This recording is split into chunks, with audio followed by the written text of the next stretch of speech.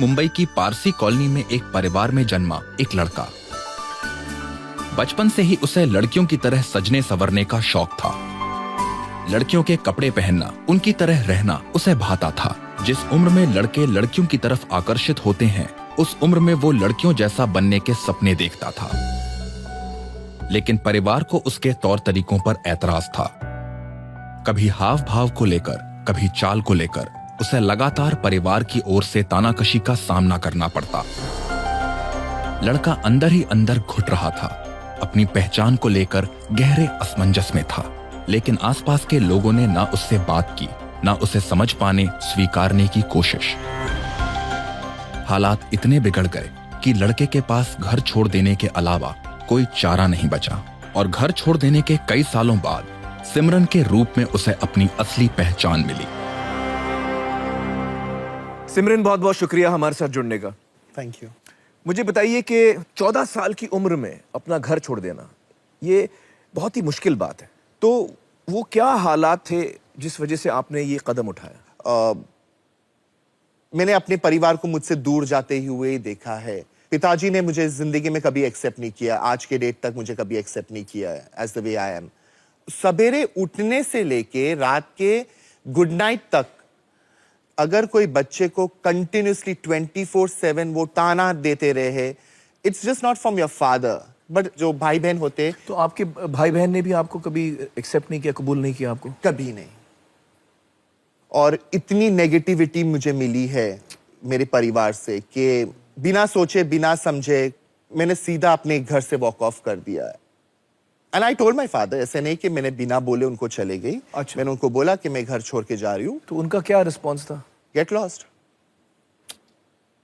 उन्होंने रोका नहीं आपको? कभी नहीं। ये तो बहुत मुश्किल हुआ होगा आपके लिए। आप 14 साल के थे, फिर घर छोड़ के आप कहाँ गए? बॉम्बे सेंट्रल स्टेशन, 3 स्टेशन दूर पे बॉम्बे सेंट्रल स्टेशन है। एक दिन तो रोने धोने में गया, दूसरे दिन पॉकेट, वो जितना पॉकेट में पैसा था, I think I had carried only 16 rupees in my pocket. 16 रुपए था आपके पास? सिर्फ 16 रुपये। और 16 रुपये एक दिन में मैंने खर्च कर लिया, भूख लगी थी। तीसरे दिन एक व्यक्ति ने मुझे ऑफर किया एक वड़ा पाव और एक ग्लास, चाय की कटिंग ग्लास आती है, और वो व्यक्ति किन्नर थे, हिजड़ा समाज के थे। तब उन्होंने मुझे वहां से रे रोड लेके गए और मेरी जिंदगी रे रोड से शुरू हुई। जी जी। क्या क्या चीजें आपको करनी पड़ी उस वक्त, उस दौर में? उनके समाज में ढलने के लिए, उनके साथ रहते हुए उनके रंग में रंगने के लिए मैंने अपने आप को वहां पे मोल्ड करना सीखा। हमारे हिजड़ों में एक बड़ी चीज होती है जो हम बोलते ताली। ताली एक्चुअली वहां पे मैंने सीखा। मुझे 4 महीने लगे मेरे शोल्डर लेंथ तक मेरे बाल आने के लिए। जी। मैंने भीख मांगना शुरू किया ट्रेन में, क्योंकि मुझे मेरा पेट पालना था। आप समझ सकते हो कि एक बच्चे के लिए जो कभी जिंदगी में आउटडोर नहीं देखा, ऑल ऑफ अ सडन अगर वो ट्रेन में जाके भीख मांगता है या सिग्नल पे खड़े रह के हाथ फैलाता है, यू कैन इमेजिन वो कितना डिफिकल्ट होगा। सामने के वाले के लिए उतना डिफिकल्ट नहीं होता क्योंकि वो अपना शीशा चढ़ाता है, पर मांगने के लिए वो कितना डिफिकल्ट रहता है। और उस दौरान जस्ट बिकॉज मेरे पास कोई अपॉर्चुनिटी नहीं था, मेरे पास कोई जॉब नहीं थी, रात को हाईवे पे खड़ी रही। सॉरी, मुंबईया भाषा में हम बोलते धंधा करने के लिए मैं खड़ी थी, सेक्स वर्क के लिए मैं खड़ी थी। तब मैं कंफर्टेबल नहीं थी, मुझे घिन आती थी। तो मेरे फ्रेंड को मैंने बोला कि देखिए, मैं I think I am not comfortable, ये मुझसे नहीं हो रहा है, कोई नाचने गाने का होगा तो बताइए ना। तो खार स्टेशन के बाहर वेस्ट में एक डांस बार था, तो उसने एक टाइम ऐसे ही बात कर लिया था। तो उस सेठ ने बोला था कि अगर आपके पास कोई ऐसा हिजड़ा है तो आप लेके आइए मेरे बार में, वो ओपनिंग गाना उनको दे देवे, क्योंकि पहले तो साईं बाबा की आरती होती है, उसके बाद फिर तुमको नचवा सकते हैं। अच्छा, बार में साईं बाबा की आरती से शुरू करते हैं? सबसे पहले शुरू होती है, वो गुड लक लाते हैं बोलते हैं लोग। अच्छा। तो लगा दिया काम पे। वहां से आपकी एक तरह से कमाई शुरू हुई, और साथ में साथ दुनिया को जानने की नजरिया मेरा बदलने लगा। जब थोड़ा पैसा जमा हो गया, अराउंड 17 ईयर्स, तब मैंने सोचा चलो यार फिर पढ़ाई कर लेते, यार जिंदगी में काम आएगा पढ़ाई भी। तो फिर आपने दोबारा पढ़ाई उठाई? जी, पर वो भी कंप्लीटली इलीगल वे से। कैसे? डुप्लीकेट बोनाफाइड सर्टिफिकेट निकाला। अच्छा।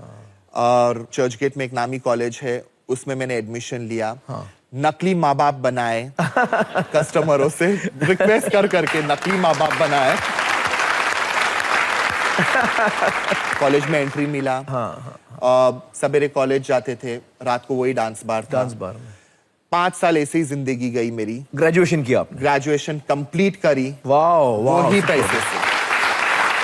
Amazing amazing. उसके बाद आपकी जिंदगी कैसे गई? आप एक दफा ग्रेजुएट हो गई, उसके बाद? उस दौरान हमारे बार में कभी कभार ये HIV प्रचार करने के लिए लोग आते थे, HIV के बारे में समझाने के लिए, उसके बारे में इंफॉर्मेशन जानकारी देना। तो वॉलंटियर बन गए वहां पे। तो वहां से मैंने NGO सेक्टर में अपनी जिंदगी शुरुआत की।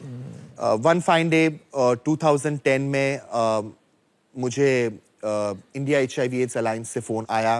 उन्होंने मुझे ऑफर दिया और आज करीबन 4 साल से मैं नेशनल लेवल पे एक नेशनल प्रोग्राम संभाल रही हूँ और ये प्रोजेक्ट 17 स्टेट्स में आज चल रहे हैं। और मैं बहुत गर्व मुझे महसूस होता है कि मैंने अपनी जिंदगी as a bar dancer, sex worker, फिर पीयर एजुकेटर, आउटरीच वर्कर और आज मैं एक नेशनल लेवल पे जाके बैठी हूँ। क्या बात है।